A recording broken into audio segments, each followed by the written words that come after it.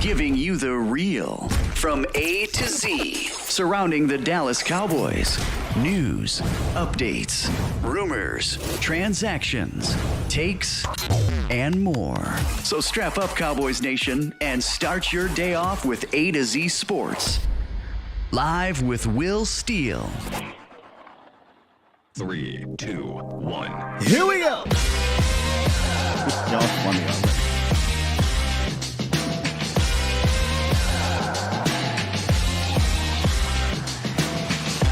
Good morning, good people. Welcome to A to Z Sports Live. We're streaming live on YouTube. And of course, I am your host, Will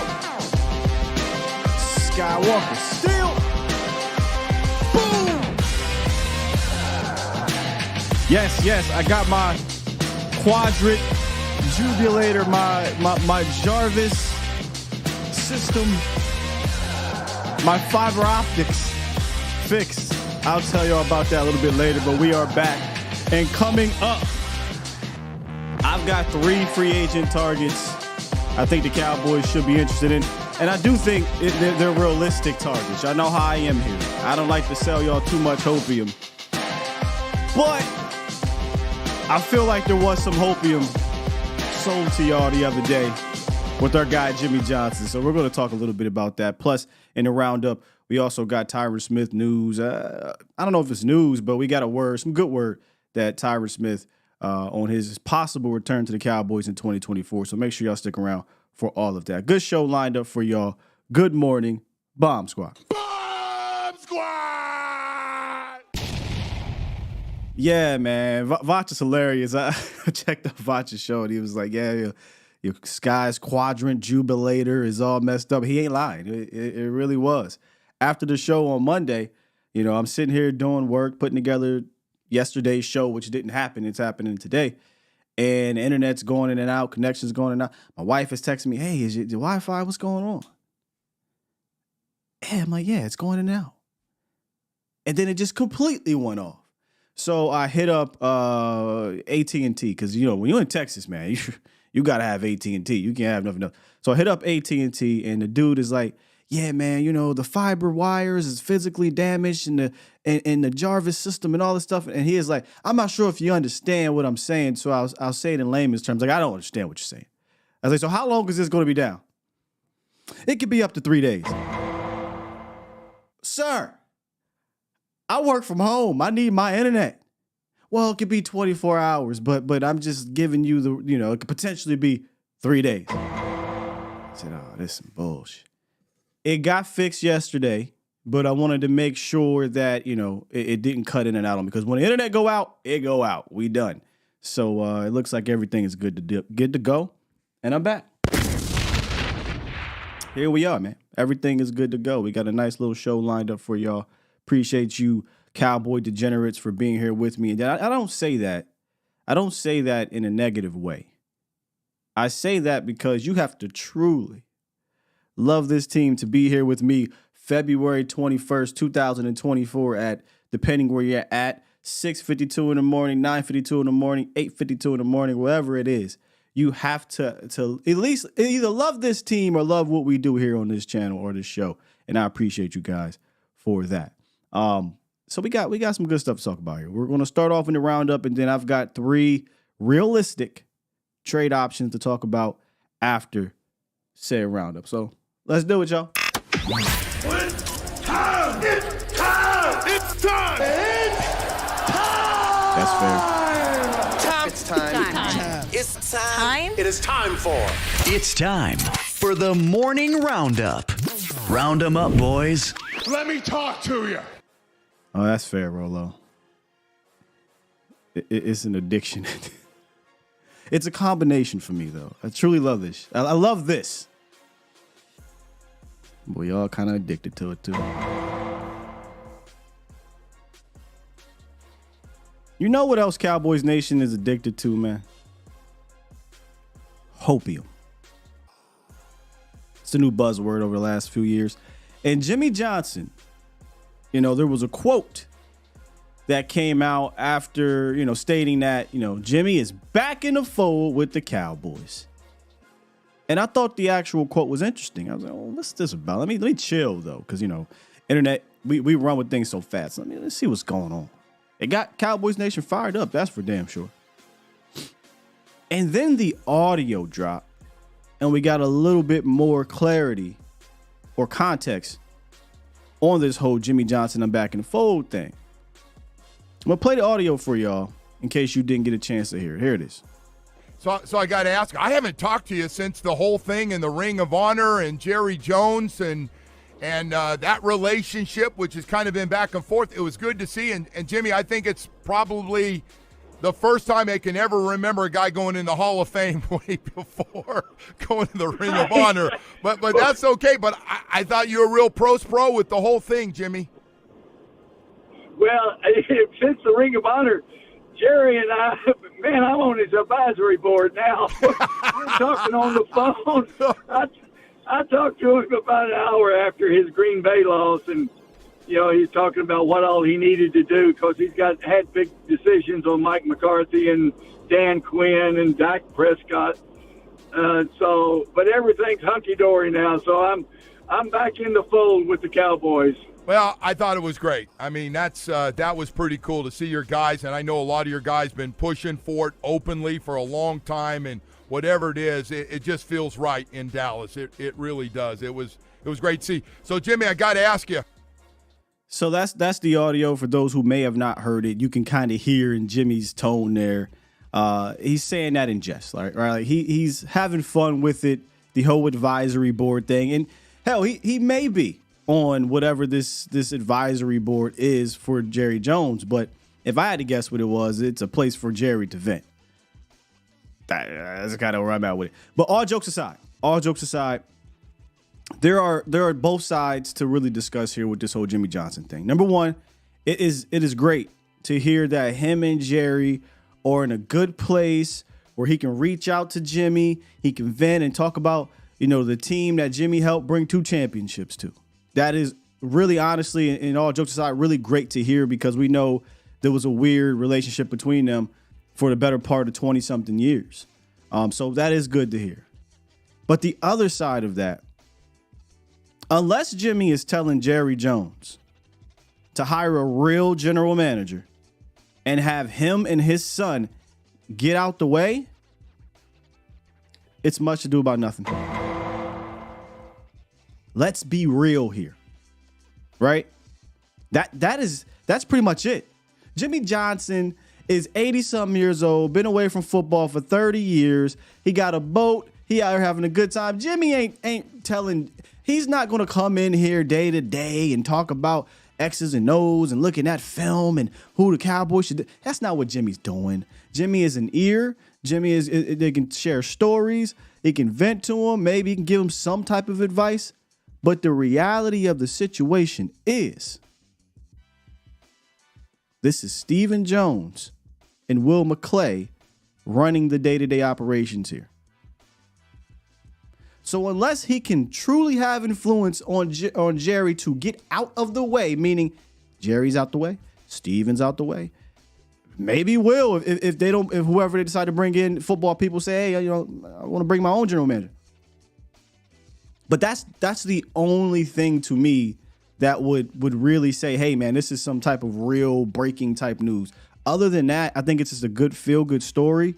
I think it is a good thing, though, that him and Jerry are back on terms in that way where, hey, man, if I need to reach out to talk to somebody about my team, I could reach out to the guy I won championships with. But in your heart of hearts, do you truly believe that Jimmy Johnson is about to have any type of real say in day-to-day operations? And then let's dive deeper into your heart. After you get over the nostalgic part of it of, oh, my God, Jimmy is back in the fold. Jerry's reaching out to Jimmy for advice. In your heart of hearts, you believe this 80-year-old man who's, come on, man, let's be real, out here living his life like it's golden, is really about to do this day in, day out football thing that you really need? Come on, y'all. So I think it's a cool story. It's a heartwarming story to hear that Jimmy is back in the fold with Jerry, but he's really not going to move the needle, in my opinion, with this franchise until I see something like that happen. And the one thing that needs to happen is if Jerry says, you know what, Jimmy, vice versa. If Jimmy says, you know what, Jerry, this is what you really need to do. Sit the hell down. Tell your son to sit down. Get somebody in here that you can fire if they don't get it done. That's it.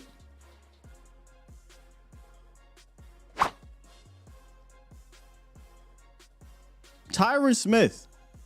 We talked a little bit about him when we discussed our 16 free agents the Cowboys currently have on the roster, or well, not on the roster, but currently have heading into free agency.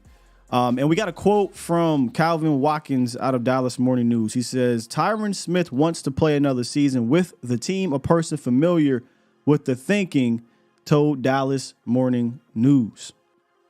And one of the things I said when we discussed the potential free agents, because they haven't hit free agency just yet, they could bring these guys back prior to hitting free agency. One of the things we talked about was Tyron Smith was probably the only no-brainer to me.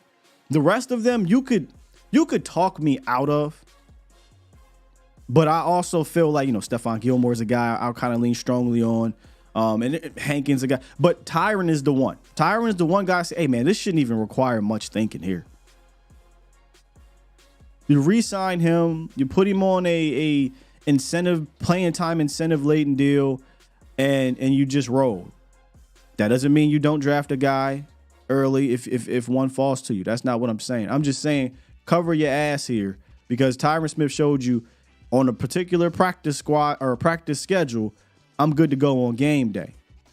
But I'm just asking the same thing I asked last year. If you're going to bring him back, you don't bring him back and you say, I'm good here. I'm completely relying on Tyron Smith to play, 17 games and let's roll. Nah, you can't do that. I think you still have to draft his replacement. And if Tyron Smith goes down, once again, I'll tell you how my thoughts on the situation. If Tyron Smith goes down, your replacement goes in. If your replacement is killing it, you let your replacement rock. If your replacement is a bit rocky and there's a clear downgrade, okay, you take the good that the replacement did and you allow him to continue to develop. And once Tyron retires the following season, likely, he steps right in. I feel like that's an easy thing to do here. Dallas doesn't always make things easy, but I don't really see the Tyron Smith thing as some crazy hurdle, unless Tyron makes it a crazy hurdle. And what I mean by that, Cowboys Nation, is if Tyron says, well, I want $20 million, then it becomes a hurdle, because you're not paying Tyron Smith that type of money. Let me just say this. I feel like Tyron, in a world of the hometown discount, right? Like we hear that a lot. I'm all for the players saying, man, give me my bread. Screw these owners. Screw this league because they screw you. I feel like Tyron wants to be here. And he's made a ton of money in his life with the Cowboys. I do feel like he would say, hey, man, I'll take a reasonable deal. I won't take a cheap deal, but I'll take a reasonable deal that's incentive laden. So whatever the base salary would be pretty low. But if I play 15 games, I get X amount of dollars. 13 games, X amount of dollars. Playoffs, X amount of dollars. You give him that incentive laden deal. So it doesn't hit your cap now as hard early. It just kind of adds on to it as the season goes on. The more he plays, because the more he plays, the better for you, in my opinion. So I feel like that's what I would do. How are y'all feeling on this, Tyron? Because I felt like at one point, and me as well, I had the same thought last season. If you bring him back, and you don't count on him. You still draft a guy that didn't do it. They counted on him.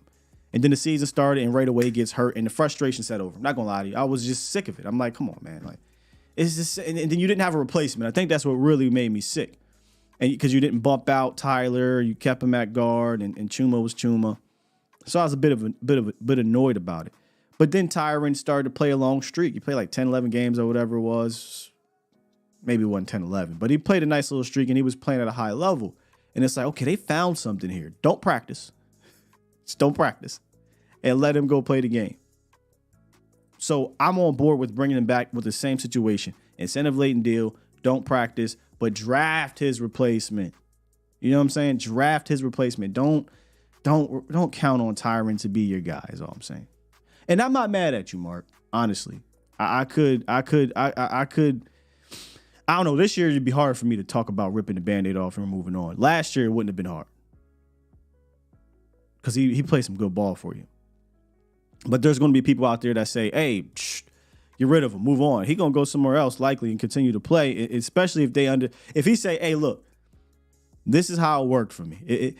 It may not work for this particular organization, whoever he goes, because they say not everybody got to practice. But if they just go pop on the tape and say, this is the guy we can get if you don't practice, we'll figure something out. Y'all think Austin Richards is his replacement? I'm not confident in that just yet. Austin Richards played a lot of snaps at guard. You know, maybe you guys have confidence in a second year, third year development type situation, but clearly the rookie year that they didn't view him that way. In fact, they threw out Chuma. They just kept throwing Chuma out there, a guard, in my opinion, who had a bunch of brain farts throughout the season. They just kept throwing him out there. Here you go, Chuma. They never really threw Awesome out there, so to me that shows, okay, he's just not quite ready just yet. So we'll see how he looks in camp this year in preseason. And then I think, it's a TBD for me on quote unquote his replacement. We're talking about a 5th round pick here. Yeah, he's got to show something. We ain't talking about a 1st round, 2nd round type guy. We're talking about a 5th round pick who was jumped by, in my opinion, a pretty below average type of tackle out there. Pretty below average type of tackle. So wanted to make sense of the Jimmy thing, and I want to make sense of some of these trade targets today, Cowboys Nation. If you guys peeped the video I dropped yesterday, I kind of touched base on it a little bit, and we'll go in further on that particular candidate. But any real moves that the Cowboys are going to make, they're going to make them spearheaded by these guys. Talked about Will McClay. We talked about Stephen Jones. Those are the guys that are going to guide the Cowboys offseason, whether it be free agency or whether it be the trade market. And like I said yesterday in the video, they don't really do a bunch in free agency, right? Or at least they didn't do a lot from a tier 1, you could argue even tier 2 standpoint. But that's not their game. Maybe that changes. We'll see. But right now, we know that's not really what they do. However, though, they have shown that they will jump into the trade market or the veteran acquisition part of it in the offseason. And if you did miss the video, all good. We'll refresh your memory here. It's easy to poo-poo 100%, right? Like, man, they not about to trade this. They not about, but they actually have done it. And they've done it a good bit over the last 5 years. Last year, they did it twice. They traded for Stephon Gilmore, Brandon Cooks, veteran acquisitions, guys 29, 30 plus years old, right? With 2-3 day picks, day 3 picks, 5th round and 6th round picks. They did it with Jonathan Hankins during the season. From a signing standpoint, they signed Everson Griffin and Gerald McCoy, 30 plus type of guys for kind of the cheap. Gerald McCoy wasn't extremely expensive, but he wasn't extremely cheap either. They also traded for Michael Bennett during the season. They also traded for Robert Quinn with both of these guys, day 3 picks during the offseason. So, yes, I don't see Dallas going out there doing something too crazy from a trade department, although I would be willing to get to throw in one of my premium picks for a premium player. 9 times out of 10, though, Dallas is likely going to target a guy who maybe right at past their prime, but still a quality player.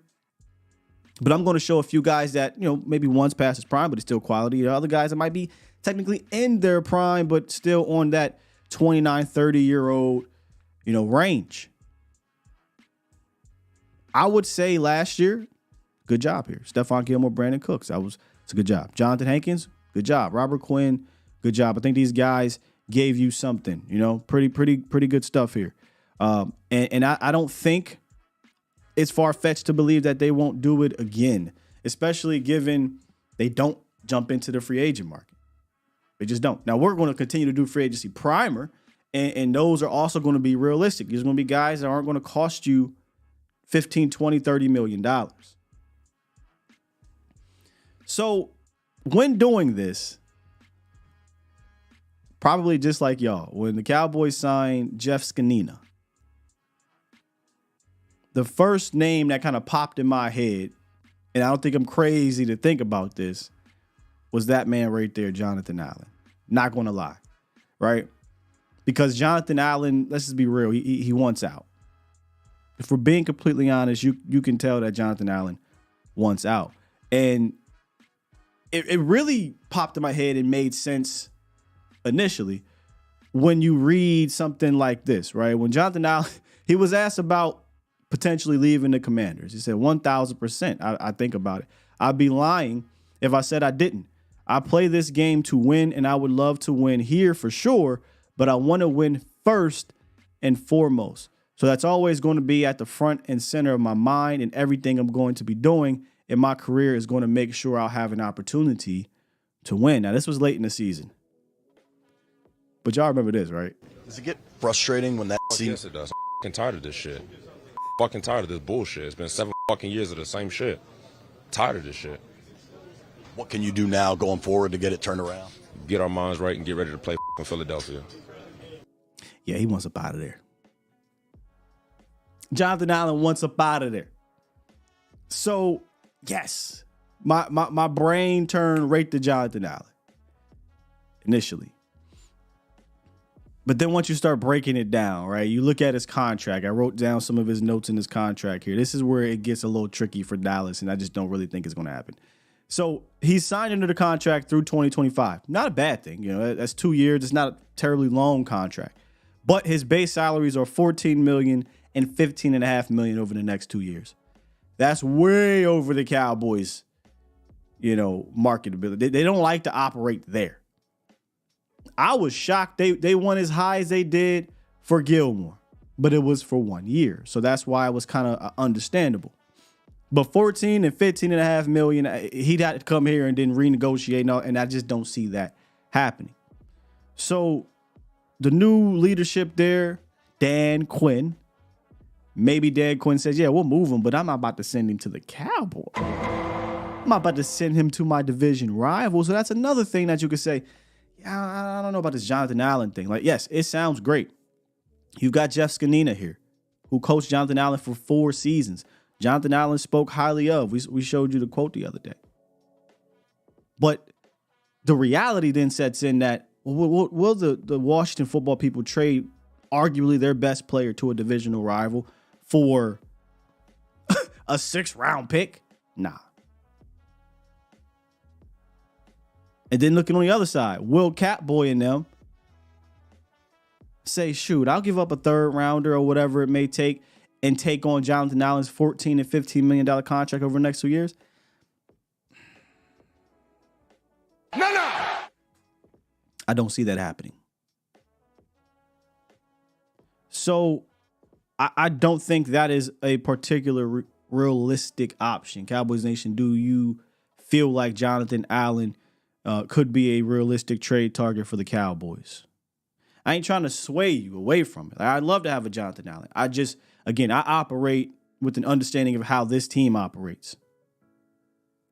And they don't do things like that. Would love for them to do things like that, but they just, you could pound the table and scream to the mountaintops. They just don't do it. Slim said, I wish. Rolo said Jonathan Allen's only 29. But that's the perfect, right? We operating at 29 and 32. Like, they'll trade for a veteran like that. He need 4 more years on him before we're interested. I mean, I would make the move and restructure the deal. I think you would have to extend him because he's still fairly. He's not young, but he's not old. He's at 29. He'll be 30, I think, at some point in the season. So I think you could extend it, add a couple extra years, a year or two. That way you can spread out the cap hit more if they were serious about something like this. But this would require more than a 5th or 6th round pick. Wishful thinking. DQ do us a solid, says Twan. I'd love for that too, right? Like DQ's all right, man. We'll give y'all our best player for the low. But if DQ is realistically trying to keep his job, or that general manager that came from San Fran, he'd be a damn fool. So I wanted to think about realistic guys, and the most obvious one that might be obvious because where he plays, the fan base, no one really cares about this team in particular. But I did drop the video yesterday on said player, and the guy I was talking about was Eric Kendricks. I think Eric Kendricks makes a ton of sense for the Cowboys. We've been talking about since the middle of the season how the Cowboys need this type of player on the back end, or not the back end, at the second level at linebacker. This is a real linebacker.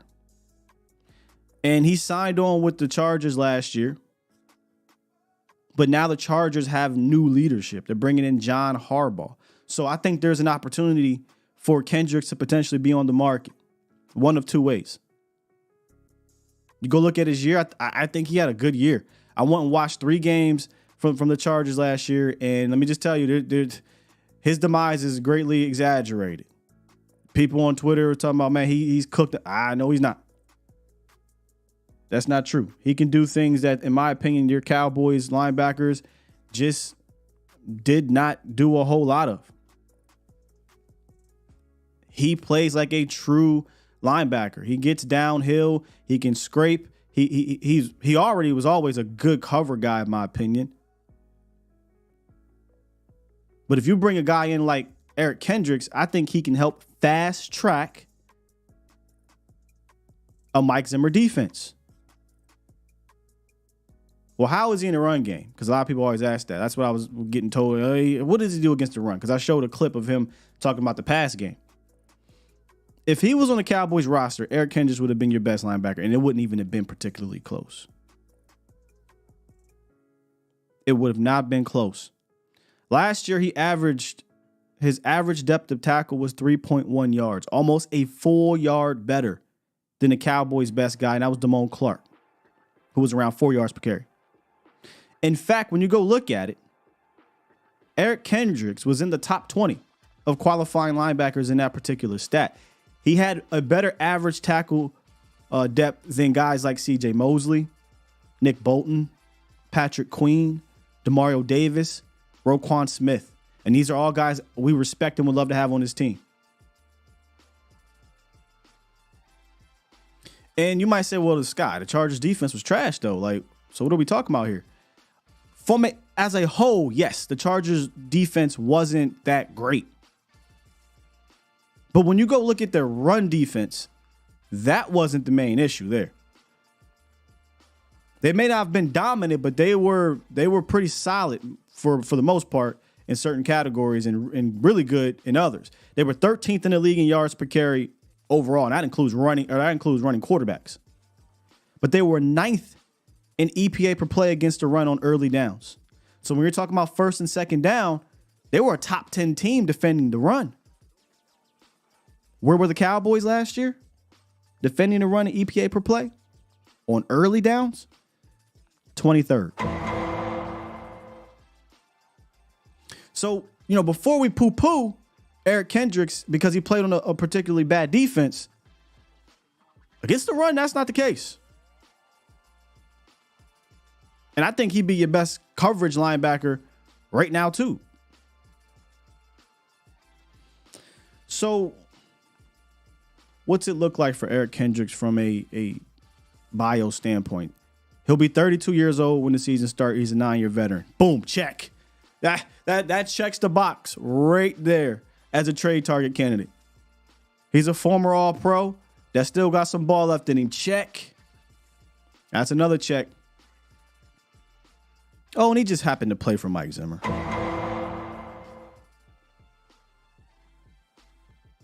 Now, here's the thing about the Mike Zimmer thing, y'all. Here's the thing. The relationship did not end well between Zim and Kendricks. It kind of ended incomplete. There was still a gap there that needed to be settled. So there is a possibility that Kendricks says, I don't want to play for Zim. But if Zim really wants somebody that he does not have to teach his defense to, but he can also help the player can help teach his defense. I think Zimmer seems like the type of guy that will, smooth things over. AE, I know I coached you real hard. I know I ran things. They said you ran things like a fear bit. I understand that. I was a head coach. I had to do this. I'm a defensive coordinator now. My focus is to make this team better. I understand, how things were. I've learned. I would love to have you, smooth these things over. I can see that happening. So then it comes down to the money as well. He will be in the final year of his 2-year, $13.5 million deal, and he's only going to make $5 million in 2024, and he'll be a free agent in 2025. So for me, $5 million that you'd have to pay him in cash, a free agent after 2024, so you're not really tied to him for a long period of time. You're technically on I don't want to say all in, but a prove it year, lame duck coach, potentially. I don't want to say lame duck coordinator, but potential 1-year coordinator. Eric Kendricks might make the most sense, whether it be free agent, whether it be trade, for one season. His value to me is probably higher on a team like the Cowboys, given who they brought in as a defense coordinator, than anywhere else, including Chargers. Now, the other caveat, the other issue that could come up, and it's not really an issue, is that the Chargers could just flat out say, hey, man, we're going to go ahead and just release him because we can save money. We can save the same money if we release him.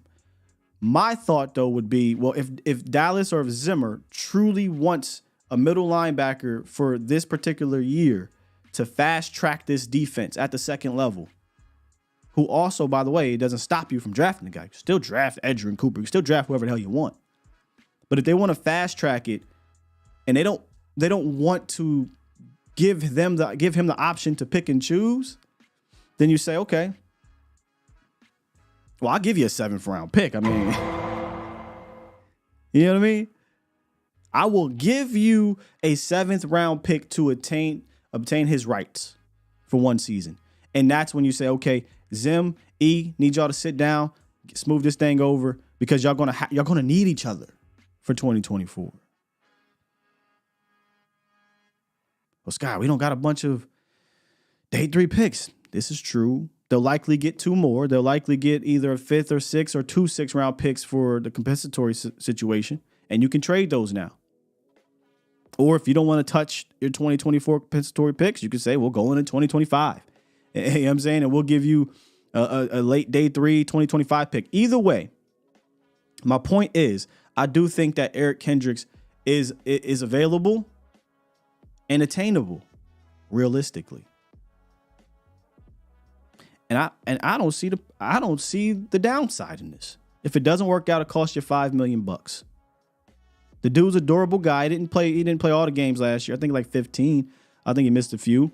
But he's always been a guy that's available. He's smart. He's heady. If you listen to him, high football IQ and experience with this defense. Y'all thoughts? Cowboys Nation. Jay said, I want Gallup traded to Beijing. Man, we're our show tomorrow. He'll be one of our features on it, but I'd be shocked if somebody traded for Michael Gallup. Throw Gallup in a trade. Yeah, I mean, it could be one of those situations where getting rid of Gallup in a trade for the Cowboys is almost as if you're going to have to give up something for somebody to take him. If I'm a team, I'm just not trading legitimate assets to acquire him and his contract. I just wait for y'all to cut him.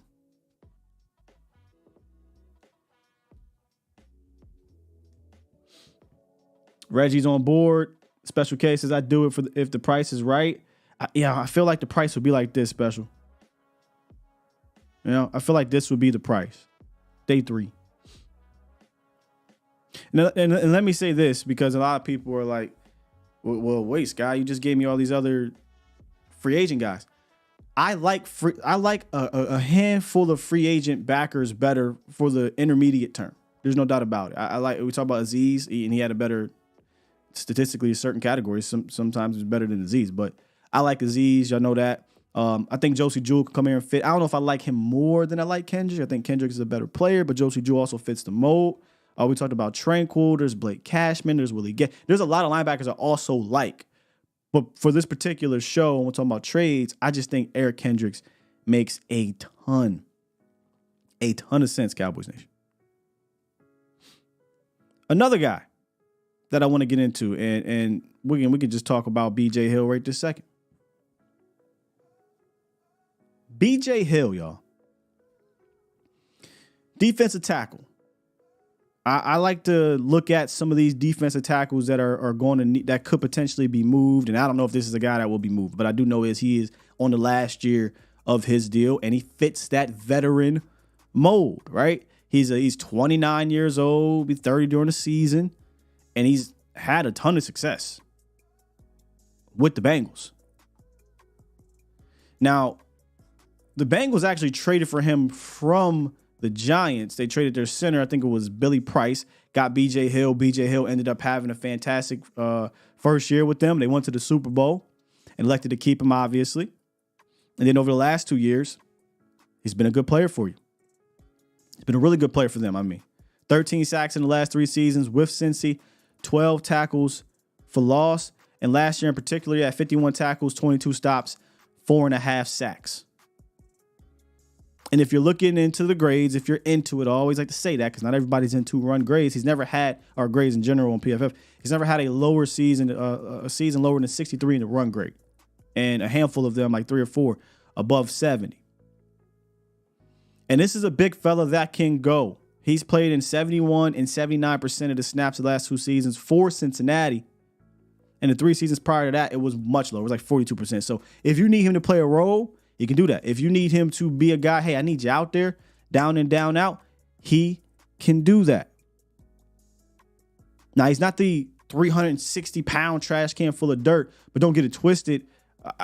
Just looking at B.J. Hill, I think he can still defend the run that you need. He can take on whatever you want him to do from a double-team standpoint. I'm not saying you play him at one tech. I think this guy can also be a dude that can be a fantastic 3. But he's big enough, he's strong enough, he's stout enough to do what you want him to do up front. And if it's one thing we know about Mike Zimmer is he takes the defensive tackle position seriously. He definitely takes it serious when you're talking about big boys, Cowboys Nation. Dan Quinn tried, and maybe on Friday I'll show a visual of this. Dan Quinn tried, but it didn't feel as serious if you go look at the history of a Mike Zimmer. Right, brought in Justin Hamilton, Quentin Bohanna, Ridgeway. Those are the big boys, the big boys. All 3 of them are on this team. He cut 2 of them. One of them was a rookie when he was cut. But Mike, if you go look at his history, and we'll show it later this week, he don't play. He drafts and signs and trades, whatever. He wants a big boy. But I think Billy Price, B.J. Hill makes sense. He's in the final year of his 3-year, $30 million deal. He'll be making 7.2 base salary. So, he's not going to make a ton of money in 2024, and he'll be a free agent in 2025. So you're not looking at a guy that's going to cost you a whole lot long term or even in the short term. And Dallas needs defensive tackle help. They need to become stout down the middle. So I'm giving you a linebacker. I'm also giving you a defensive tackle.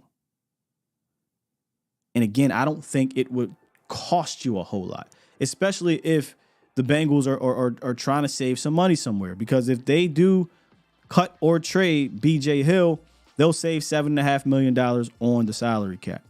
And look, they're trying to bring in a guy, or they're trying to bring back a guy like who's the wide receiver that's a free agent right now? T. Higgins, right? Like T. Higgins is a free agent.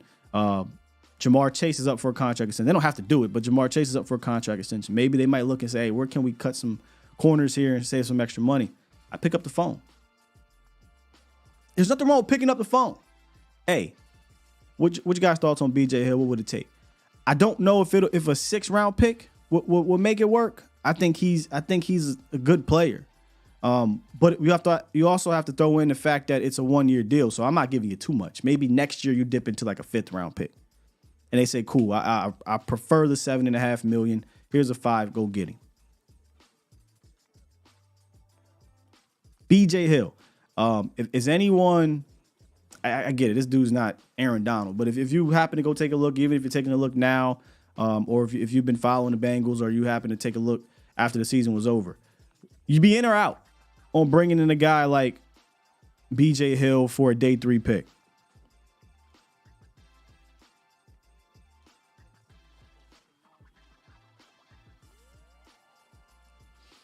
Very good point. Glenny said, sometimes we think certain players can't be moved, but Cowboys just don't try. The league has proven big names can move. Facts. Like the $1 Million Man said, everybody's got a price. So let me not do that, because he's got the most iconic laugh, and I don't want to destroy it with the Joker laugh. Facts, man. We don't operate in that arena very well, in my opinion, when it comes to like grabbing a real dude. And we don't operate in that arena very well when we want to move a dude. But what they do well enough is they'll throw some day 3 picks at some vets that aren't in their prime anymore, but can still be quality vets. They'll do that. They'll do that. BJ is nice. I'd be in. I'm just not counting on it. Fair. You know, I'm not saying these things are going to happen. I think these are things that they should look into, though, and make sense. Absolutely. Here, yeah, you know what, Swain? I do got to add that here comes the money back on my board now. You know, we're back in the off season, and you know that's his season. That is true. Still them boys, and I forget who the I think it was Steven who said that actually too, but there was a numbers guy that Steven was learning from early in the ownership of the Dallas Cowboys. I don't remember his name. Maybe you old head fans can remember it, but that was one of the things that they told him, man. The minute you pick up the phone, you lose the negotiation, and they are big on winning the negotiation, in my opinion, more than winning the championship. We know the famous quote, this motherfucker said, I hate free agency. But if you go look at the whole quote from Stephen Jones, you could go ahead, package that, and put it right over into trades. I don't think he particularly likes to operate there either. Very cautious.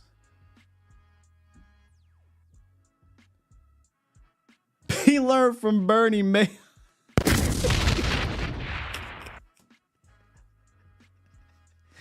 Yo, Toxic's a wild boy. Was it Drysdale? Is that the guy? Okay, I got one more for y'all. I think this one. So I'm gonna be real with y'all. BJ Hill makes sense, but I think BJ Hill might be a little bit too good. It's gonna sound weird. BJ Hill might be too versatile to be as cheap. He's not 33. He can rush the passer pretty good for a defensive tackle like him. He can play the run pretty well. He's not quite over the hill. I think it would take more than a 5th or 6th round pick. It might take like a 4th or a 3rd, depending on how you value this guy. So I think BJ Hill is realistic, even for this team. But I just feel like they won't jump at it. And they lost that 4th round pick trading for a quarterback they hope never sees a snap, which is wild to me. But this next guy, I think, is uber realistic and really, really fits the mold of what what Mike Zimmer wants to do. And that guy I'm talking about is Devon Gashaw. Big fella. It's a big fella right here that played for the New England Patriots last year by way of the Miami Dolphins. One word to describe this dude, who had 56 tackles last year, 23 stops, and 2 tackles for loss. Strong. This is a strong dude, man. Pops off the screen. It's very easy to find who he is. If you can't really tell from a number standpoint, just watch the guy that just pops. I mean, his hands are violent. He's a strong dude. He's normally pushing an offensive lineman in the backfield. You see his punch first on the line of scrimmage. Now, the thing is, he's not going to wow you on the box score, because his job in New England wasn't to do that.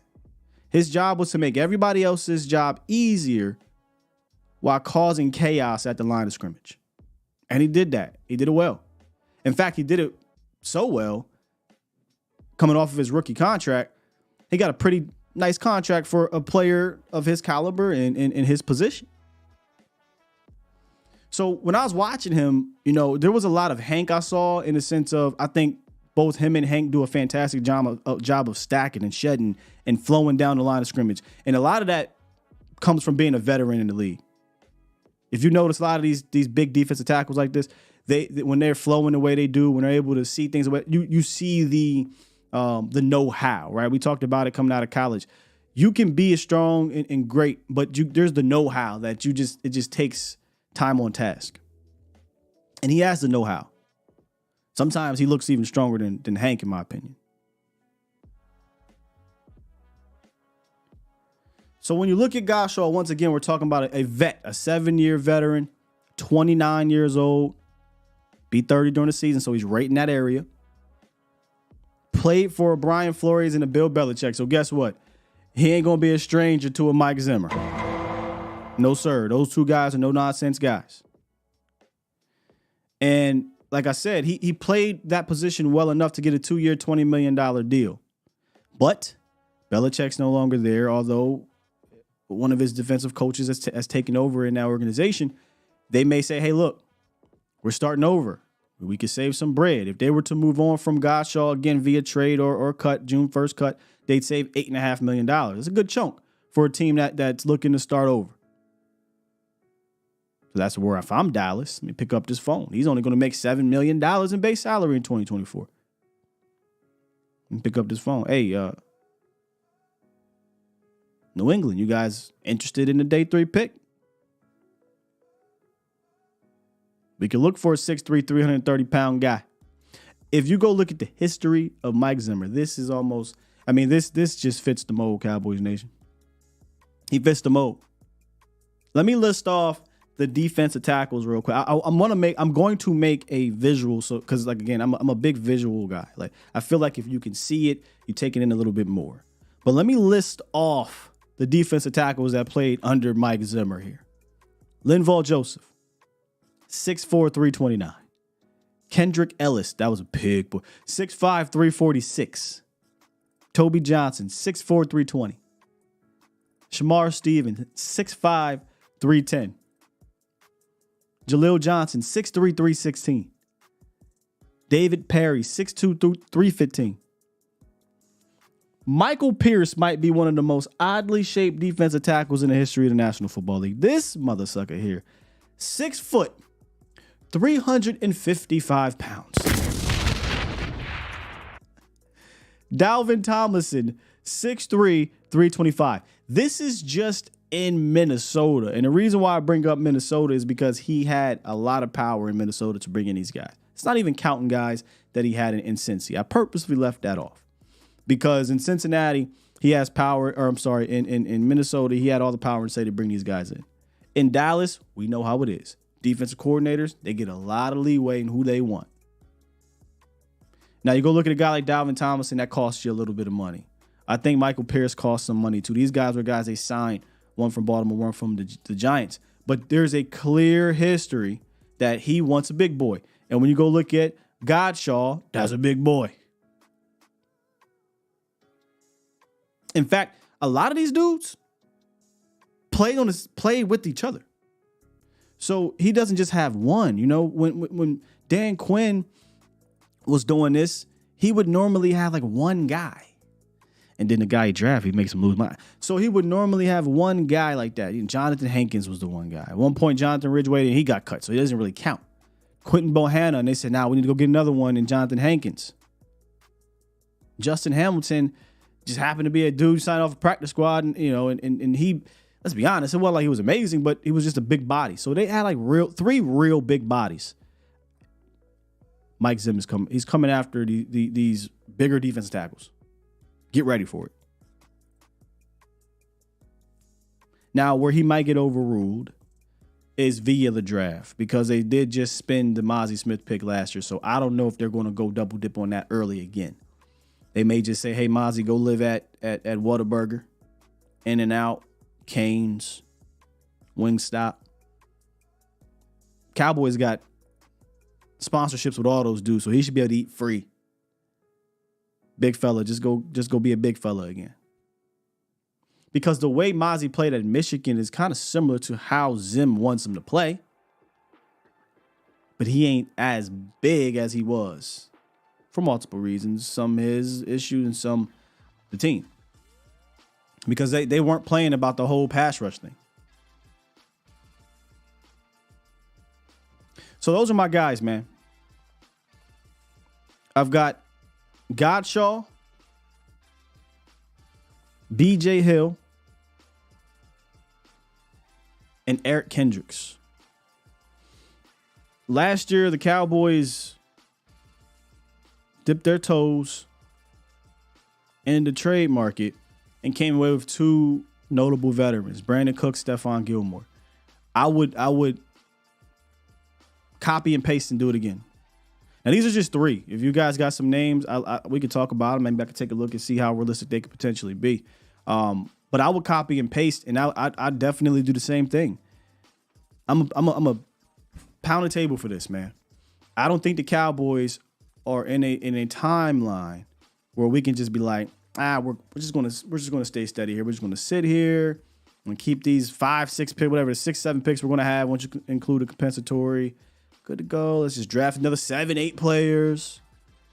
Everything's fine. We'll re-sign the guys you re-sign. And I don't, that isn't a sense of urgency to me.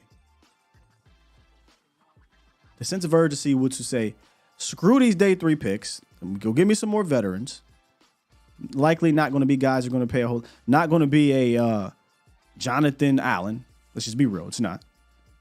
But you can still bring in this year's version of Steph, this year's version of Brandon, and then sign, once you do extensions, that's a whole big thing right now. Once you, do extensions and operate or create more cap space, go sign you maybe not a dollar store dude, but maybe a Target dude. And then you work with that. Christian Wilkins, he's a free agent, and it's very likely Christian Wilkins could be franchise tag, but he's going to cost you a lot of money. I don't know if they're going to really be in the market for Christian Wilkins. He's going to cost you there, but would love a Christian Wilkins. I don't think that'll be the case though because of the money. What about the linebacker from the Titans? From a trade department, Corey, or are you talking about like Aziz? Aziz is a free agent as well, if that's the guy you're talking about. Get Kendricks, draft big boy from Texas, then trade up in the second round for Coleman. Kendricks and you talking about Sweat? That'd be fun too, for sure. In that case, I think I would bring back Hankins. I do think you need to have another guy on this team. I think there needs to be multiple big dudes like this. There's times where Zimmer had like 3 of these guys on the team, no lie.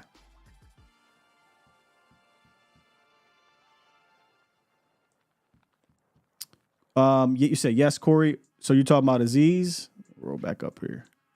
Yeah, Aziz is a free agent, so you can sign Aziz. Mozzie like Anthony. Hey, seriously, and I try not to joke about it too much because there is some personal things going on with Mozzie that caused it, but it's not all that.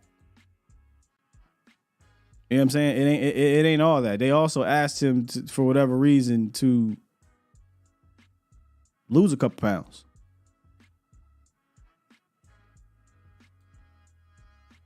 And like I said, I was told this is how it went.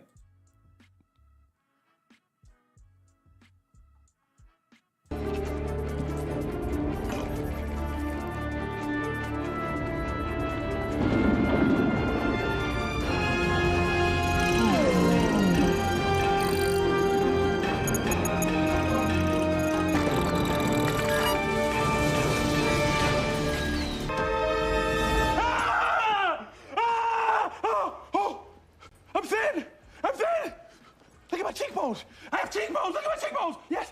Look at my chest. Look at my breast. Oh, I don't have breasts. I'm an A cup. I don't even need a bra. Oh, God. I'm thin. Oh, nothing but air there. Nothing but air there. My ass is gone now.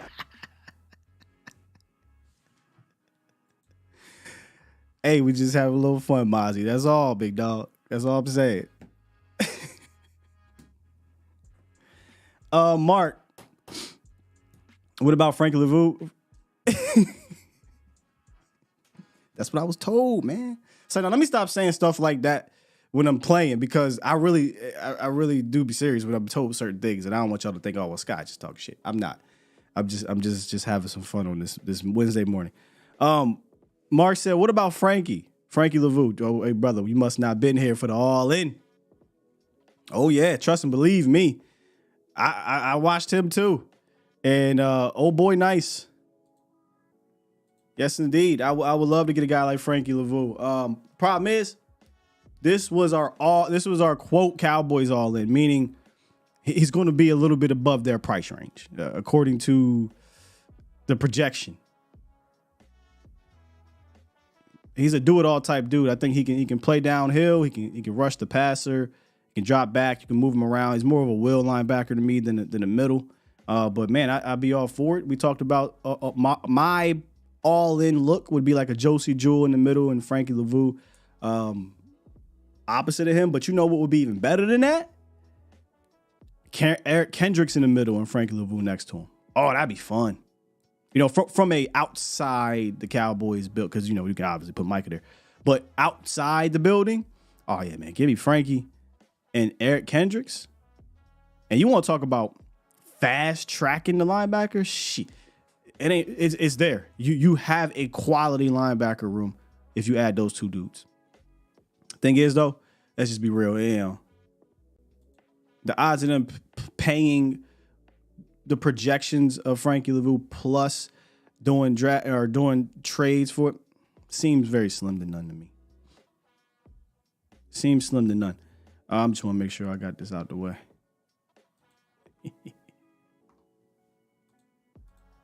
Aziz is another guy that we talked about too. That's one of my favorite dudes that I studied when we were doing our free agency primer. By the way, we got another one coming up on Friday. I believe we're going to stay on the defensive side of the ball. The next week, I think we'll switch to the offensive side of the ball. But regardless, we are getting into the home stretch of the new league year. The new league year starts March 13th-ish, 16th, somewhere around there. So that's why we're kind of talking mostly about offseason type of moves in regards to free agency and trades. Because the Cowboys did trade for Gilmore, Cooks, and Quinn in March. So they have shown, again, over the last 5 years, they will dabble in the trade department in March. Free agency, not so much. They'll sign some guys, but not guys that are really going to get anybody excited, most likely. Nonetheless, they'll need to.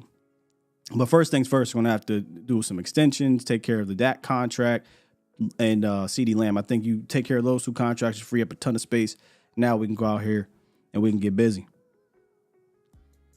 So that's why we are focusing on this. However, though, next week, I got y'all. In fact, let me see something real quick. What's the date? All y'all draft junkies. Probably Monday. The combine, I believe, starts next week, Monday. So they're not going to do a bunch of testing in the sense of the drills. I think it'd be like measurements or whatnot. So likely Monday when we talk to Foots, we already been talking about it. We're going to give you guys our combine guys to look for, to watch for the Cowboys. And we'll talk a little draft. And then as the free agency goes on, we'll get back into that. And then right after that, it's likely going to be full steam ahead with the draft. So we're sprinkling in some draft talk mixed with the offseason because we got to slow play this thing. I'm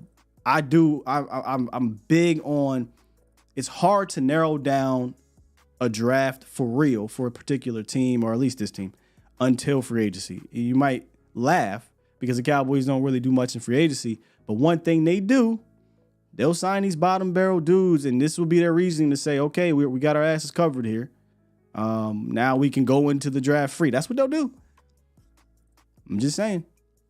But in all seriousness, though, if they do happen to sign guys that make you say, okay, This will affect said draft. Then we'll have that conversation. So we'll hone in more on that once we get through that first phase. All right, let me read a couple of y'all super chats here. Good, clean, easy show today. Sky running that 40 like Rich Eisen. Let me tell you, man. I told my wife the other day. I don't know where. I think I might have been out playing. I dabbled with poker, and I got to run to the car real quick. I stretched. That's what it was. I stretched the other day because I'm trying to get back into stretching. She's doing her pregnant stretches, all things. So I'm like, man, let me get into some stretching. I don't know, man. I might have did something to the hammy, but I didn't feel it until I ran a little bit to the car. And I was like, oh, wait a minute. So that 48, I'm not running no 4. How many of y'all just flat out sprint if you ain't a workout warrior? When the last time you just flat out took off?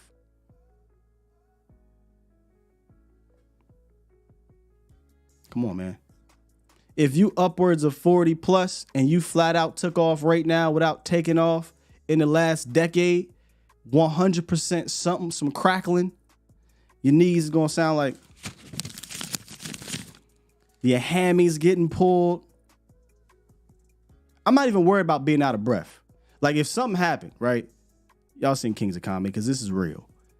All of a sudden you just, we see people running, you just take off. I'm not worried about being out of breath. I will deal with being out of breath when I'm done running.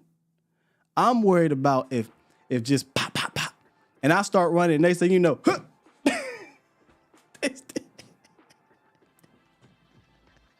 This hammy just tighten up on me, man. I'm just start rolling. I'm getting up out of there one way or the other. Stop playing with me. Sky running 40 like Cat. Shit. Cat Williams. Did you see Cat Williams running 40? He might not ran no 4.3. But Cat been doing some running.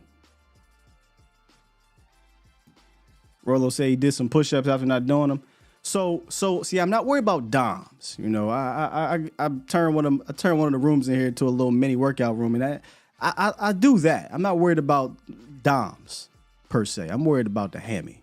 So I get back into stretching. Tacoma John, how you pull a hammy getting a massage, sir? Was it the stretch? Had to be the stretch. The engine light coming on 3 minutes in the run. Gonna send me straight to the bathroom. Bro, if you run it for 3 minutes straight, for no reason at all, something going on. Unless you're working out, right? But if you have to run for 3 minutes straight out in the real world, there's a possibility nowadays, it get crazy around here. Something terribly wrong has happened. 3 minutes is a long time when you really think about it. That's what I'm saying, Dro. Like 3 minutes, when you really think about it, 3 minutes is a long time. Tyron Smith vibes. Listen, man, I got to stretch. I'm at that age and time where I need to stretch. And I learned that lesson. I told y'all this story back in PA. I learned that lesson at the LA Fitness gym. I was in peak condition in the sense of like lifting. And I go in LA Fitness and, I like to, I love to just shoot. You know what I mean? Do a little my own thing. Did it from time to time, do some pickup. And I ain't played pickup in a minute. Young boys come into the gym. Mind you, these high school kids is at LA Fitness hooping. They don't even give a damn about lifting. They just coming in straight hooping. Yeah, man, I run. They don't know that I'm an old head low key to them. I look like so they like, yeah, come on, man, let's do it. These kids, I just said this yesterday. We was somewhere. I said, what is they feeding these kids? Y'all not in high school for real. These dudes is ollieing and playing hard and for real. I'm like, I thought not me. Yo, at the 3-point line. I'm not about to pull a hammy playing hard defense at LA Fitness, but that kind of happened. And that's when I realized, you not like that no more. You need to stretch. Just keeping it big. But see, still the boys said I'm crazy for hooping with anybody under 30. Mind you, though, at that particular point in time, I was around that age, like 30. I'm talking about, and I thought I still, I was going to LA Fitness, but I wasn't running. I wasn't on no treadmill. I wasn't running with them dudes. I go in the gym and shoot. Like a decade before that, I was in the gym running every day. I'm talking about, them times where you could literally run all day, man. We used to ball for hours on end. Get out of here with that. Slim son, 6'3", 210, he's 17. Hey, Slim, tell me he plays something. I know you got your boy out there. I don't care if he played chess. 6'3", 210 at 17 is going to be intimidating at the chess table. Just tell me, guy. That's my whole thing, right? Like, we got kids. Like, my kid's going to do something. I'm not going to force them to do something they don't want to do in the sense of they truly don't like to do it. But you're going to do something. I don't care if you playing chess or football. You're going to do something. He a boxer. There you go. I know, young boy. Nice one. There you go. Tell him to link up with Okoye. That's how I am still, them boys. I just shoot around, man. I'm not hooping for real. So I remember last year somebody was like, hey, Sky versus Law in the 40. I run with Law. I watch Law. I do a quick little something with Law. Just give me the stretch. I think I got Law, bro. Law, the challenge is out there. Let's be good for the content. Me and you in the 40. Let's do it. Shouts out to the legend. Appreciate you, Dwayne. He dropped 10 and said, great show as always. Listening, just be working. Great show as always. Listening, just be working. Get them likes up. Yes. If you guys are enjoying the show, do me a favor. And I always say if you're enjoying the show, just because, I'm not trying to be one of those. I think I'm not calling myself a content creator anymore, because this is what I do for a living. This is my career. I feel like I like to do more than just be a content creator. If that's it. It's more of an art, in my opinion. But if you do like the show, if you are enjoying the show, please hit the like button. Helps us out, man. Content Creator Combine. Hey, that'd be kind of fun, low key.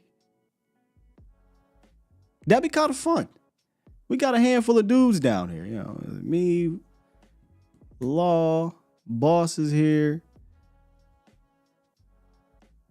Vach is in Texas, but he can come up. He gonna be here soon. Trust and believe me. I don't know how far Nix is. I don't know how far he is from around here. Nix is in the area. Who else is in the area? We can get dudes down. You know who I think would win that? Y'all might not believe me. Foots. I think Foots would win like a total challenge. Now, he ain't going to win the lifting part, tuck and run. Y'all ever see, Rome was a big dude.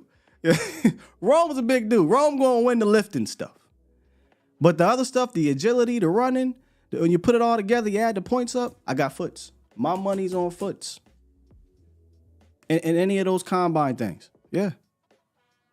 Foots run 1,700 miles a week, y'all. He coaching too, so he running up and down these little kids out there.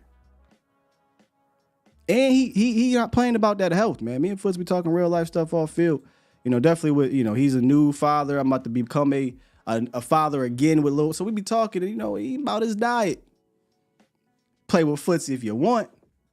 Foots like 6'4", and he be running. I'm not challenging Foots to a 40. I challenge Law all day. Me and Law around the same age.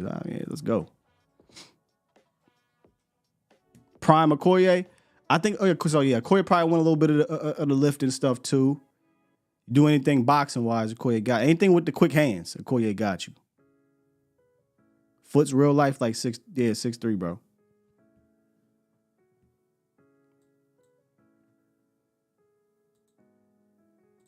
Bishop Kane, you got in here at the end. I'll let you get in. What's good with you? Right, what's good with you, man? Hey, man, we just having a little fun on the way out. Right on, right on. I was just tapping in with you because it's been a long time since I got to goddamn chop it up with you and just say you might appreciate what you're doing and shit, Thank you, man. dog. I just be at work early in the morning. I be listening though, but I be just enjoying the show, just listening. But man, y'all keep doing what y'all doing, man, because you, the whole community really, man, just to get through this off season, bro. Hey, bro, this might be one of the hardest off seasons I've had in a long time. Hey, there you go, Cap. And y'all helping the fan base get through it. You know what I'm saying? At least have some type of perspective or you know what I'm saying? Not no white. It ain't no white hope. It's like, okay, we got facts. This is what we can look forward to certain shit. It's not no Jerry just saying whatever. It's helping regular people kind of break it more down. It makes sense to us. You know what I'm saying? No, I know exactly what you mean, man. I was thinking about this the other day, you know, because of how deep the community is right now, you can literally get whatever type of voice or you want to hear throughout the community. Like if you want the more, hey man, I want to talk about the drama. There's creators that would do that. If you say, hey man, I want to talk about some X's and O's. There's film creators that do that. If you say, hey man, I want to talk about off-season stuff. There's creators that do that. There's creators for everything you want to. If there are people that want to talk about, there's hate. When I say hate, I mean like, hey, I'm going to yell and scream or be mad or talk. There are creators for that too, believe it or not. And if that's something that you're into, there's so many different people now doing this in particular that you can find your voice anywhere within this community. So it is deep, and with that comes trying to make sure that you stand out the right way, and that's always kind of been my thing. Ever since I got this started, I felt like in order for me to stand out, I wanted to cover this team in a way that it's not being covered in mainstream. And I understand some of that seeps into what we do, but I try not to let it here. Right on. Man, I just got one question. Like, Okoye Live? Give me if you can give me your first 3 rounds, like if it was up to you, you know what I'm saying? God GM right now. Well, you playing GM right now. Your first 3 rounds, or if you would trade the first round pick for a vet or whatever, just tell me what you would do. The conference has been locked. So my bad. I was saying if Okoye was live. We're gonna get over there in a second. So you said you said 3 things. I'm sorry. Say that again, Bishop. Nah, your first 3 rounds, you know what I'm saying? Okay. Just give me or if you would trade for a vet or whatever you would do with your first 3 picks, what would you do? I would package one of them. I would love to package one of those premium picks for a guy, but I don't have that name for you right this second. I'd have to do some work on that. But if we're just purely talking draft, I feel like round 2 or 3, I can get me a running back. Even later, if you were to think about it. But round 2 or 3, I think is a sweet spot. So I'd love to get it back there. In the first 2 rounds, you could talk me into offensive lineman, center or tackle. And you could talk me into a linebacker, but that linebacker sweet spot might be second round too. So that's tricky. But offensive tackle, I might be able to be talked into a corner. It all depends what we do here in free agency. That's the problem right now, so early. And I know wide receiver is starting to gain some traction, and I get it because the Cowboys technically need a 2 of the future, and we don't know if we really have that. So, but for me, I'm steadfast on. In the first 100 picks or first 3 rounds, I got to walk away with an offensive lineman and a linebacker for sure. For sure. Man, I appreciate you taking my car, brother. Of course, man. Appreciate the words, Bishop. All right, now. It's a guy, Bishop King. We got a couple callers, so what I'm going to do is we're going to wrap y'all for a little bit, but my guy, Okoye Media, is live right now, so we're going to definitely do an Okoye Ray. He's talking about 10 free agent linebackers. So here we're going to do. We're going to copy that real quick. I'm going to throw that in the chat here in a second. Let's wrap the Tyrone, man. I ain't talked to Tyrone in the grip. What's good with you? What's going on, Scott? I'm good, brother. How you? Long time we spoke, man. Let me see. Can I do you some justice real quick? Go ahead, brother. Boom, boom, boom. Boom, boom, boom. Good morning. Good people. It's a caller calling in from Dallas, Texas, to the AZ Street, the AZ show. It's a caller, Tyrone Milton. Boom, boom, boom, boom. Boom, boom, boom. Not the caller with the A to Z intro. What's good, bro? Oh, man, I haven't had a chance to call in a while, man. I seen everybody had these chance to vent. I ain't getting my chance to vent, man. Go ahead, brother. My little police job over here, so I ain't had my little chance to come in and vent. Hey, be safe out there, big dog. Be safe out there. I ain't gonna vent about the Pakistan. That's already been gone with almost a month ago. But something pissed me off, Scott. You already talked about it a week ago, but it pissed me off. This baby powder pistol, Jerry Jones, had the nerve to get on TV and say we going all in this year. Let me try my Shannon Sharp. Skill. Sky. What the fuck is that? Oh, I'm sorry. What does that mean? What does that mean? Nothing, man. Guy, you already went through the whole thing already. We need a left tackle. We need a center. I know y'all talking about Turnstile. I'm still on the fence about that, but we can throw that in there. That's 3 players right there. Need 2 running backs. In my opinion, need 2 wide receivers to come in. Defensive side, we already know we're going to probably bring back Gilmore. We're going to bring back Jordan Lewis. But just in case we're going to put out there, we need 2 cornerbacks. We need 2 linebackers. Right there, bro. We need a better pass rusher opposite the side of Mike. We need 2 defensive tackles. Damn. I don't know what's wrong with Osa. I don't know if he get his milk at the end of the year and he won't go ghost to come back the next year. But this is the second time 2 years in a row where he go ghost at the end of the year. So what does that mean? That we going all in? You can't go all in with all these pieces missing. Well, Tyrone, I mean, I think that's arguable. I think you're right in some of these cases. You do need a couple, but if you bring back, a Hankins, you bring back. You said they're going to bring back both Gilmore and J. Lou. If you bring back both of those, you don't really need to. You don't need technically 2. You got them filled. You said I get the concerns about Terrence. You say you need 2. You technically might need 2 anyway because tackle and center. I'm not sure about 2 receivers. I think you could use 1. I don't know if you need 2. But I get it. What you're saying though, right? Like nothing is set in stone from them positions. I don't. He's going to try to sell Hopium to y'all. We ain't going to sell. I'm not selling y'all no Hopium. I live in reality here on this show. I don't think they're 2, 4, 6, 8, 10 pieces away. I do think they can add a good handful of dudes that can make your team better on each side of the ball. You don't necessarily need to. They don't need to be 2 all-world backers and corners and linemen and receivers and defensive tackles. They can be a role player. You know what I'm saying? And that can work. But if they all in is shopping at Target and at Dollar General, unfortunately, that's something we got to live with because we know Stephen Jones ain't shot. He ain't going to Neiman Marcus. He ain't going to Louis Vuitton. He not doing that. It's very frustrating, though, that he used that term, though. This is my thing. I don't have the numbers right now. I don't have the records. But from my memory, trade deadline, down and out of business, understandable. Burrow was hurt. Dolphins was looking funny. Chiefs was looking funny. Going to NFC, everybody was looking funny. Eagles was on a losing streak. Only 2 teams they can probably say that were actually doing good with the Lions and the 49ers. They both did the same thing. They ran the mess out that ball. And all you had to do with that trade deadline was bring in a quality linebacker and a quality D tackle. But my thing is, I feel like he looked at the 49ers game. We lost 42-10 and said, well, you know what? We got our butt whooped. Let's just see team go and playoffs and get lucky. Yeah. That's a weak mindset to me. Yeah. And I'm tired of it.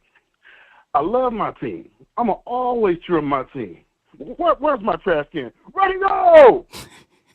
Sorry, Spike. I ain't trying to do the goddamn right thing. I'm tired of this shit, Scott. I feel you, bro. I couldn't believe it at the trade deadline that they didn't make a move, man. To the point, me and Okoye, we went back and forth about it. There was a side of, hey, we're good here. We got players. And there was the other side of, yeah, but why not be better? Every other team is at least making an attempt to do that for the most part. Contenders, that is. The Cowboys were the only NFC contender to not make a move at the deadline. And the dude that I talked about that I thought made so much sense was Jalen Johnson. And what ended up happening, you got into the playoffs, your other corner ends up getting hurt. you really got whooped early on through the air, and I don't know if he would have helped but maybe he could have, because you play so much man, and it just didn't work out. Maybe he could have. So I was shocked they just sat on their hands. Not shocked. Let me just say this. I'm never shocked when the Cowboys sit on their hands. I was just as frustrated. Like, come on, man. Why are we operating scared? But this. You know why, Ron? You know why, Tyrone? Because they can't get fired. That's the thing, but it's starting to feel like my intelligence is being insulted. They started to make me second guess. Do I know anything about goddamn about football? We have the talent each year, but they never add nothing on it. Yeah. It's cool to have a nice Papa John pizza, but I'll take that garlic butter. Facts. Like, I don't understand. You know what, Jerry Jones? If you listen to this, Jerry Jones, man, I'm going to go some good dates without you. I'm going to go watch my boys grow without you. I'm going to go see some Mavs game. So hell with hell!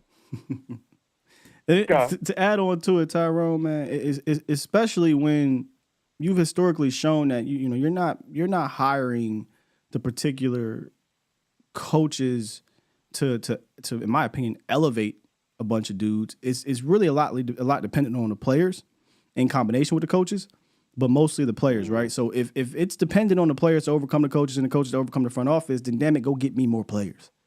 That's just is what it is, man. I don't know if that would have mattered anyway in the playoffs because the coaches just completely. I mean, you can't come out like that. When it's a collective stinker like that, to me, you weren't ready. You didn't have the right plan. You weren't ready, and so that goes there. But that's why, to bring it all back, you should have probably moved on with that. But it is what it is, Tyrone. In closing, though, brother. Yeah, I'm done. I'm just frustrated. I hear you, bro. I let some little steam loose. I appreciate you letting me loose. But once again, brother, keep on growing. Congratulations being on an addition to your family. Thank you, man. Appreciate that. Yes, sir. That's Tyrone Melton. He be in the chat all the time. We don't talk much. When we do, it's always good. Magic City. Magic City done woke up. It's what, 7 o'clock over there, so he just woke up. What's good with you, Mar? What up, man? How you doing? I'm good, brother. How are you? I'm good. Oh, just, I live in L.A., bro. We got the shows here, right? The sports shows. Yeah. The FS1 is Michael there. Irvin, all that. Yeah. My fraternity brother is vice president on one of them shows. I be on them shows. I just don't say nothing. I be listening to everything the fans be saying, And I hate to say it, some of y'all are wrong. So I'm going to just leave it at that. Y'all don't know what y'all be talking about, man. I just hate to tell y'all. Because I be, it'd be funny when I be cracking up with y'all. But anyway, your boy, Dan Quinn sabotaged the Cowboys. So he thought he was gonna be the head coach of the Cowboys. So his mind wasn't on that last game against Green Bay. So you think he went Jason Garrett on us? He did win Jason Garrett on y'all. Yes, he tried, but he cost y'all linebackers that should have been playing. He didn't want to play them. He played 6 or 7 safeties in the box. That's why you got ran over. Play cover got one. Rid of all the defensive tackles. When nobody else is playing cover one that much. I mean, cover one is, not I won't say obsolete, but he clearly wasn't following the trend of the league. He wanted to go against the grain. Yeah. He sabotaged the team, y'all. And he's the one, and he was I hate to say it, and y'all know it, every fan on here know it, Dan Quinn got everything he wanted. That's fair. He the one that got rid of my boy, Harper, that should have been starting. 4-4, he hit. He didn't want to play him. He wanted to play all linebackers. He got rid of the Tennessee linebacker, got over 159 tackles. You tell me he could, come on, man. And then the D tackles, he got rid of all your D tackles. And then he showed you what he did to Mozzie. He made Mozzie go down to 290. Are you kidding me? Come on, man. Y'all got to get out this foolishness. He had big boy that weighed like 330, 40 pounds from Memphis. Then he had the white boy try to sneak on the practice. Now, is he going to cut him now? Because he over in Redskins, over there to watch it. Is he going to make the number 93 lose weight? Well, For the Redskins? he's already a strong 3 tech. He don't need to lose weight. He's already like 300, 305. So, you know. Deron Payne's the other guy. Yeah, Payne weighed about 320, 325. Number 94, Allen weighed like 320, 325. The big white boy weighed like 325. So I know he ain't going to make them lose weight. Yeah, Allen's more of he's not that big, but I'm curious what he would do with Ridgeway. And I don't think he's going to make them lose weight. But you just never know. Dan Quinn, I don't know what that was last year. I don't know why he took that approach. He didn't take that approach previously. And I'm not just talking about with Mozzie. I'm talking about with the backers. And it was a strange thing, Marv. That was crazy. Got rid of all our linebackers for safeties, man. So that's why I get all the kudos to the Green Bay and Buffalo. They said, man, they got them little, man, come on. They ran all over us, 260. Killing us. They saw that from the first game against the Hey, Cardinals. dog. Old boy, went on there talking to Mike and said, I thought it was interesting. Mike flat out, hey, what was y'all game plan? I was like, oh, that's bold. And what's the name trying to hold back? Jordan Love was like, yeah. We saw y'all had a defensive back at linebacker. We was like, let's go. Hey, up. And like somebody said, they say 33 should be on he should not be playing Mill. He should play he shouldn't. He should be playing Will. But he had to be the green dot now 2 years in a row because of injuries, and he's not built that way. I think, with Mike Zimmer, you get in here, get a real middle linebacker. I think Clark is not a finished product. I still think he has the ability to be molded, right? He's molded earlier by early in his career by the McCorleys and DQs and LVEs. Now you bring in like a Kendricks type. You got Zimmer here, Paul Gunther. I think he has the ability to be molded. I think you will see Clark be a better player, but just put him off ball. Maybe he's your linebacker 2-3 as opposed to your linebacker 1A, 1B with a green dot. So I still think there's talent in Clark. I still think you move him off the middle, take the green dot away, and you reteach him some things. I think Clark will be fine for the room, but that doesn't mean I'm going to stop trying to make an addition or two at the position. Without a doubt, I'm taking one in the draft and I'm signing one or trading for one. Yeah, that's what you need. Get one of them free agent linebackers. Yeah. And sign a linebacker. Get you some big deep tackle. Bring Hankins back, but with another strong deep tackle. Like they showing them is he a free agent? Because everybody keep talking about him. The deep tackle from the Colts. Yes. Number 9. Grover. We're going to talk about him on Friday, I think it is. Okay. Yep. And then I heard the Redskins wanted to trade number 93. So it's very possible. We actually brought that up. Oh, that's not where I want to go. We actually brought that up early in the show. Go running back if you missed it, Marv. I think it's possible that they could want to move on because he wants to move on. I don't think he wants to be in Washington anymore. Now the thing is, his contract might be a bit too rich for the Cowboys. So if they were to trade for him, I think they would have to trade for him and extend him and move money around. But right now, I don't think that's a priority. Is to sign. How much you make? He'll be costing you $14 and $15 million on in cash the next 2 seasons in base salary. Let me say that. Now, who you gonna give up? Second round, first round? I don't know. Nah, I wouldn't give up a first. I don't even think he's good enough for a second. But if you're savvy enough, I think you can swing a third and a potential future pick. But I don't trust the Joneses to be able to, Steven particularly, to be good in that department. It probably will cost him a second round pick. Because that's just how he is. But he is good enough, I think. Yeah, he's good. To trade you a premium put him in the pick. middle. Yeah. With Big Hankins. Mm-hmm. And then sign a deep tackle in college. And then bring you the center. I want the center from Oregon, hopefully. That's what I want. And then they're going to bring 77 back. I'm glad. Bring Lala back because he's healthy now. He can play guard and right tackle, back up steel. So now you got some veterans. Who they bringing back? Big 77. Yeah, I know that, but you said somebody else. I don't remember who that is. Lyle. Oh, I sound like you said Lala. So Lyle Collins. Yeah, but he coming back. They're gonna sign him back. They're gonna put him, play guard Because now he want to play. He was being selfish. Now he know he can't be selfish no more. So he bought in. He'll play guard, right tackle, the backup still going to be even better. And then the key just get that center. Because we got them two young dogs, 66, and the other guy. Them guys are dogs. So, we'll be good there. And then we got a lot of receivers, man. Yeah.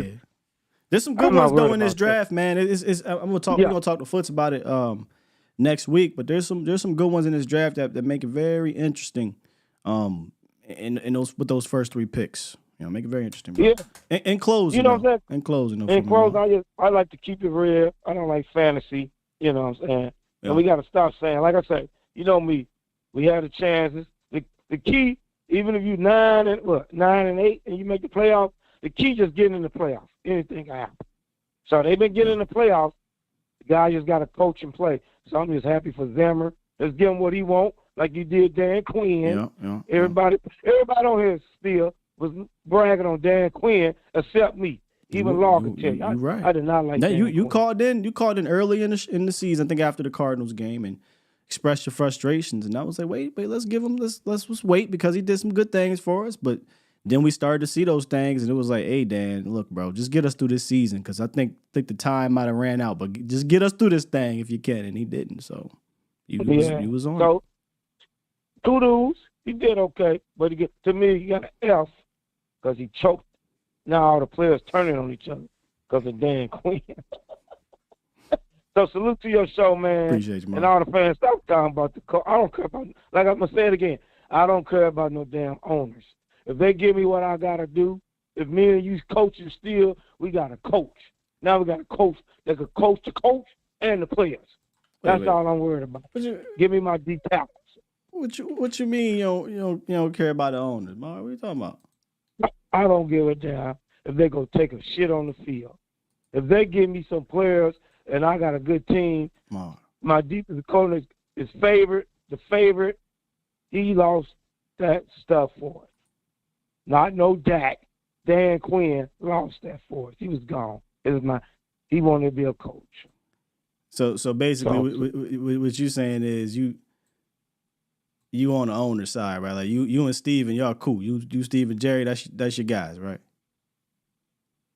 Like I tell you, Stephen Jones. I'm picked up with Stephen Jones about my Maury Cooper. That was my boy.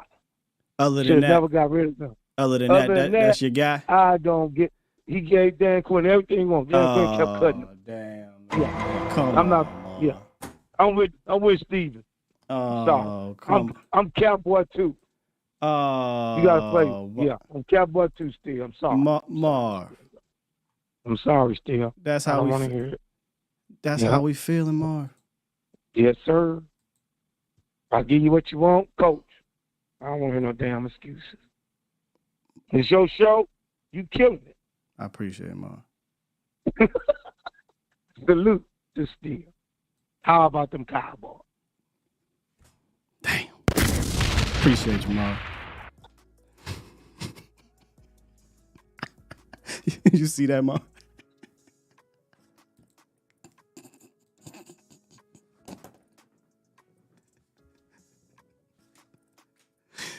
When we be sending shots at Steve and Marv, like, no! Oh my God. I had to do it, Mark. That was out like, boy. Leave my owner alone. No, I will not, Marv. Sorry. Not happening. Ain't that what he was?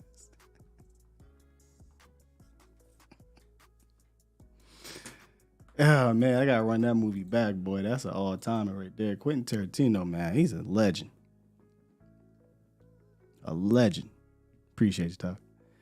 Y'all, do me a favor. My guy Koye is live. I actually got him up and running. Here we go. We're going to spam.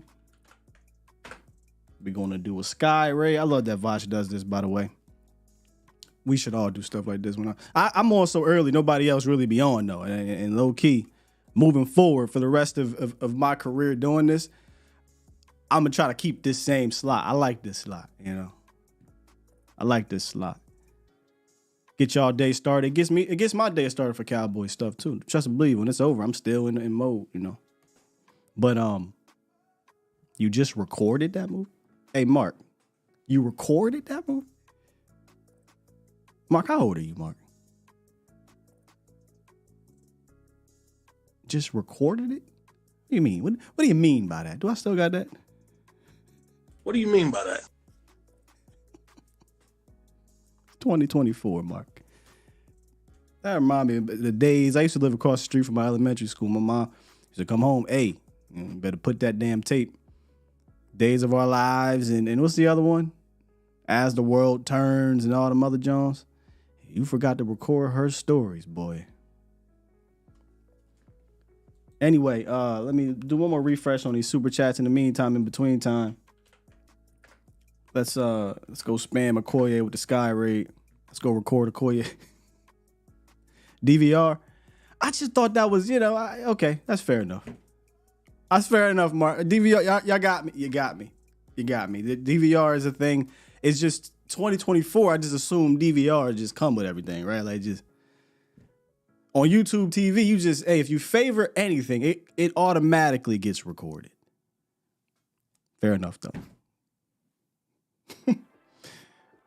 Yeah, man. Good stuff today. This was a fun show. Good show today. Hope y'all enjoyed it. We'll be back tomorrow. It's mostly going to be Cowboys talk tomorrow. We're going to be talking about a couple guys that may not be returning here for different reasons. And I am back on, though, with Vach today. So me and Vach will be rocking today. So make sure y'all come through. And then Mo will be back on for A to Z Sports Prime Time. So make sure y'all check out Mo as he continues to do the work that he's doing. Me and Mo going, 4 years strong almost. It's our fourth season. Time flying, man. Fourth off season, I think. Yep, fourth off season. Crazy. With that said, man. Push the goddamn button. Push the goddamn button. Tomorrow, Cerebral. I got you tomorrow, Cerebral. We'll bring it right back up. I bring it through. Thank you, Miss Sheila. She said Sky and coffee in the morning. I love that I can get y'all day started, man. Appreciate y'all. We out here. Spam Okoye, Sky Raid. Let's go over there and check him out. He talking linebackers. Love y'all. Peace.